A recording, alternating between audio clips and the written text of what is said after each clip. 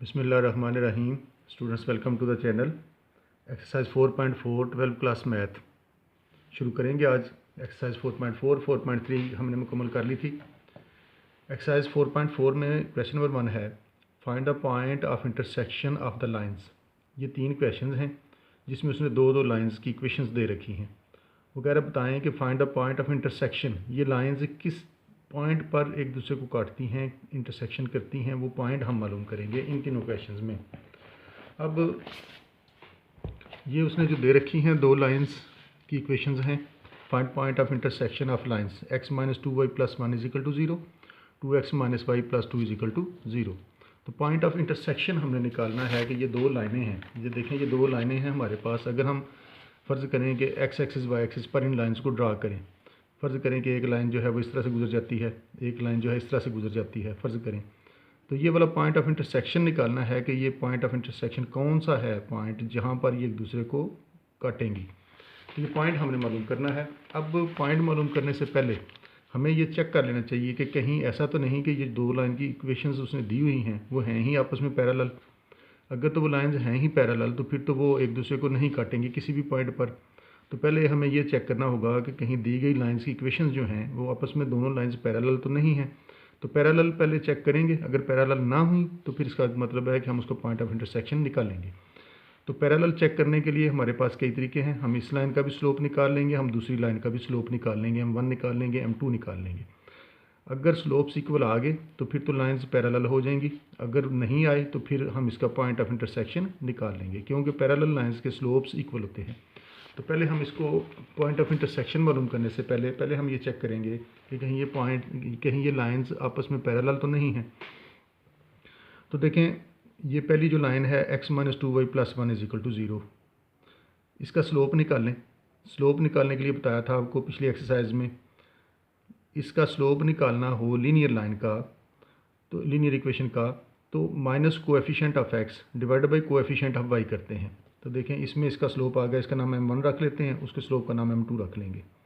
Minus coefficient of x, इसमें coefficient of x जो है 1 है, तो ये आ गया 1 divide by coefficient of y। Coefficient of y जो है वो -2 है, तो ये आया 1/2। इस लाइन का जो स्लोप है वो बनता है पॉजिटिव 1/2। अब दूसरी जो लाइन है उसको भी यही फार्मूला लगाएं, माइनस ये वाला minus coefficient of x। Coefficient of x यहाँ पर 2 है divide by coefficient of y, और y का जो कोएफिशिएंट है वो है -1, तो वो लगा दिया। माइनस माइनस प्लस होगा तो ये 2 आ गया। तो देखें, दोनों के स्लोप्स इक्वल नहीं आए। इसका स्लोप 1/2 है, उसका स्लोप जो है वो 2 है। तो स्लोप्स इक्वल नहीं हैं। M1 is not equal to M2, so lines are not parallel. तो ये लाइंस पैरेलल तो नहीं है, so lines are not parallel. इसका मतलब है कि ये फिर किसी पॉइंट पर एक दूसरे को इंटरसेक्शन करती हैं, इंटरसेक्ट करती हैं। तो हम वो पॉइंट मालूम करेंगे जहाँ पर ये एक दूसरे को की इंटरसेक्शन करती हैं। अब पॉइंट ऑफ इंटरसेक्शन मालूम करने के लिए x - 2y + 1 = 0, एक इक्वेशन हमारे पास ये है, एक इक्वेशन वो है 2x - y + 2 = 0। तो पॉइंट ऑफ इंटरसेक्शन मालूम करने के कई तरीके हैं। एक तो आप ये कर सकते हैं कि आप इन दोनों को सिमल्टेनियसली सॉल्व कर लें। यहाँ पर -2 है, यहाँ पर 2 से इसको मल्टीप्लाई कर लें, y के कोएफिशिएंट्स इक्वल कर लें या x के कोएफिशिएंट्स इक्वल कर लें और इनको आपस में सॉल्व कर लें सिमल्टेनियसली, जैसे 8, 9, 10 क्लास में हम करते आए हैं। उससे भी पॉइंट ऑफ इंटरसेक्शन निकल सकते हैं। लेकिन मैं जो इसके पॉइंट ऑफ इंटरसेक्शन निकालने लगा हूँ, मैं इस तरीके से निकालने लगा हूँ। इसमें दो वेरिएबल हैं x और y, तो मैं इधर लिखूँगा x, इधर लिखूँगा -y और इधर एक कांस्टेंट। ये हो गया। अब जब x के नीचे वैल्यूज़ लगाएंगे, x -y और 1, x के नीचे जब वैल्यूज़ लगाएंगे तो x के कोएफिशिएंट्स हम नहीं लिखेंगे, ये हम नहीं लिखेंगे, हम बाकी सारे लिखेंगे। -2 1 -2 1 -1 और 2 -1 और 2। इसी तरह से जब y को सॉल्व करेंगे तो y को कोएफिशिएंट्स नहीं लगाएंगे, बाकी लगाएंगे। 1 और 2 x के ये आ गए, y के हमने नहीं लगाने, बाकी आ गया इधर से 1 और 2, इसके भी 1/2 और उसके भी 1/2। अब कांस्टेंट्स के नहीं लगाएंगे, बाकी इन दोनों के लगाएंगे, 1 और -2, 1 और -2, 2 और -1। तो ये बना। अब इसको हम आम तरीके से खोल लेंगे, जैसे हम डिटर्मिनेंट खोलते हैं। इन दोनों को मल्टीप्लाई करेंगे तो ये आता है -4, इन दोनों को मल्टीप्लाई करें तो -1 आता है, तो हम +1 लगाएंगे। मार्ड खोलना आपको पता है कैसे खोलते हैं, 7, 8, 9, 10 क्लास से इसको खोलते आए हैं। -y इन दोनों को मल्टीप्लाई किया तो +2 और -2 आ गया, ये आ गया 2 -2 आ गया। इधर ये बना हमारे पास -1 और ये बना -4, तो +4 लगाएंगे तो हमें मिला x/-3, ये मिला -y/0, 2 - 2 से ये 0 आ गया, इधर आ गया 1/3।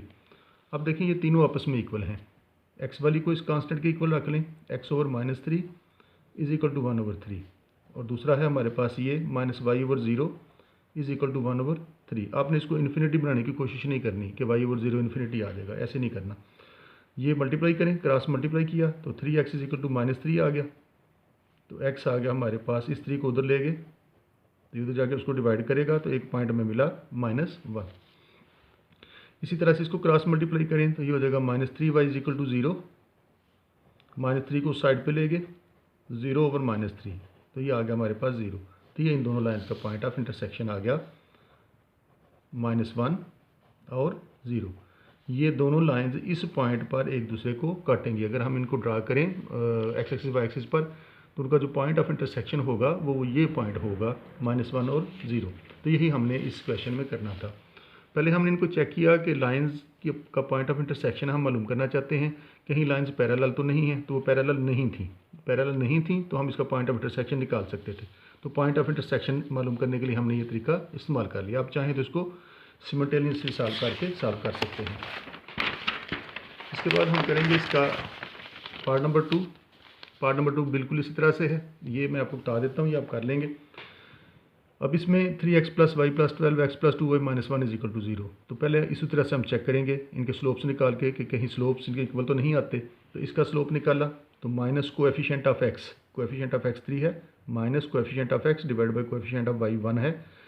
कोएफिशिएंट ऑफ x ऊपर लगाया, कोएफिशिएंट ऑफ y नीचे लगाया और साथ एक माइनस लगाया, तो आंसर आया -3।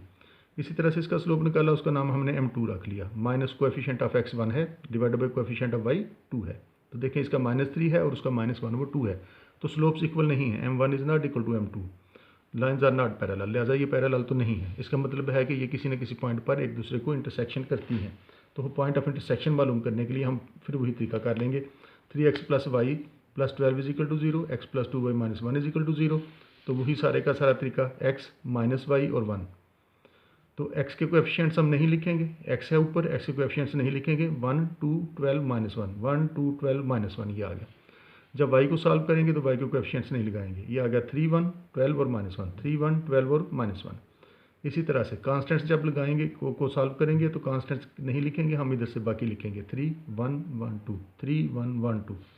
अब इसका डिटर्मिनेंट खोल लें, इन दोनों को मल्टीप्लाई किया -1 -24 लगाएंगे, इन दोनों को मल्टीप्लाई किया -3, ये +12 आता है, -12 लगाएंगे, ये आ गया 6 - 1 में ये बन गया। ये हो गया x और -25 -y और -15 1/5। तीनों इक्वल हैं आपस में। x वाली को भी इस कांस्टेंट के इक्वल रख लिया, ये x और -25 = 1/5। क्रॉस मल्टीप्लाई किया, 5x = -25 आ गया। इस 5 को उधर ले गया, उसने इसको डिवाइड किया तो एक इंटरसेक्शन पॉइंट में -5 मिला, x पॉइंट जो है -5 मिल गया। इसी तरह से जब इसको इसके इक्वल रखा, ये माइनस से माइनस वैसे ही कट गया, तो y/15 = 1/5 आ गया। क्रॉस मल्टीप्लाई करें, 5y = 15, 5 उधर जाकर उसको डिवाइड करेगा तो 3 आ गया। तो पॉइंट ऑफ इंटरसेक्शन इन दोनों लाइंस का ये है। ये लाइंस आपस में पैरेलल नहीं आई थी, तो पॉइंट ऑफ इंटरसेक्शन हम इसका निकाल सकते थे, तो हमने इसका पॉइंट ऑफ इंटरसेक्शन इस तरीके से मालूम कर लिया।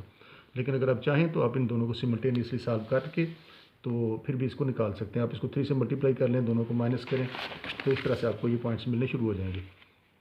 इसी तरह से इसका तीसरा पार्ट x + 4y - 12 और ये भी दो लाइंस हैं, इनके स्लोप्स निकाले। इस लाइन का स्लोप निकालेंगे, minus coefficient of x over coefficient of y, minus coefficient of x 1 है divide by coefficient of y वो 4 है, -1/4 इसका स्लोप आ गया। कोएफिशिएंट ऑफ दूसरी लाइन के लिए भी ऐसे ही करें, स्लोप निकालना है, उसका नाम m2 रख लिया, माइनस कोएफिशिएंट ऑफ x 1 लगाएंगे divide by coefficient of y, coefficient of y -3 है वो लगाया, तो माइनस से माइनस कट गया 1/3।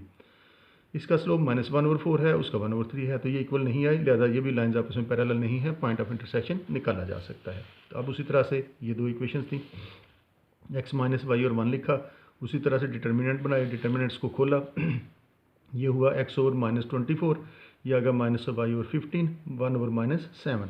तो इसको इस कांस्टेंट के इक्वल रखें अलग-अलग, इसको भी इसके इक्वल रखा, x ओवर -24 = 1/-7। क्रॉस मल्टीप्लाई करें, -7x इज इक्वल टू -24, -7 उधर जाएगा तो माइनस से माइनस कट गया, 24/7, एक पॉइंट ये मिला। दूसरा इसको इसके इक्वल रखें, -y/15 इज इक्वल टू -1/7, तो क्रॉस मल्टीप्लाई करें, माइनस माइनस प्लस हो गया 7y और ये आ गया 15, तो 7 उठा के उस साइड पे ले गए, तो ये पॉइंट ऑफ इंटरसेक्शन इन दोनों लाइंस का हमने निकाल लिया। तो ये भी लाइंस जो हैं ये पैरेलल नहीं आई, लिहाजा इनका पॉइंट ऑफ इंटरसेक्शन निकाला जा सकता था, तो पॉइंट ऑफ इंटरसेक्शन हमने इसका निकाल लिया। और अगर स्लोप्स आपके पास इक्वल आ जाते हैं शुरू में ही, तो फिर हम कहेंगे कि ये लाइन एक दूसरे को की इंटरसेक्शन नहीं करती, बल्कि ये लाइंस आपस में पैरेलल हैं।